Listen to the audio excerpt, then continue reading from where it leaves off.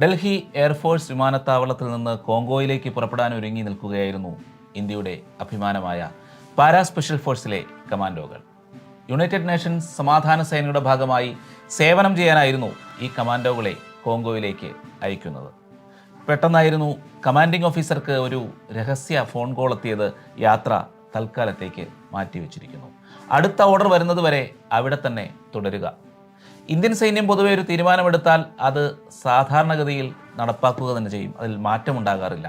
എന്നാൽ ഇവിടെ അതിന് മാറ്റമുണ്ടായിരിക്കുകയാണ്. അതുകൊണ്ട് തന്നെ എന്തോ അസാധാരണമായത് സംഭവിക്കാൻ പോകുന്നതായി കമാൻഡോകൾക്ക് മനസ്സിലായി. പെട്ടെന്ന് ഇന്ത്യൻ എയർഫോഴ്സിൻ്റെ C-130 ഹെർക്കുലീസ് തയ്യാറായി കമാൻഡോകളെയും കൊണ്ട് കഴുകനെ പോലെ C-130 മണിപ്പൂരിലേക്ക് പറന്നു.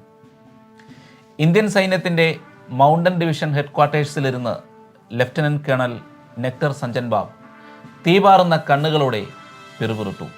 18 സൈനികരാണ് നഷ്ടമായത്. 18 സൈനികർ.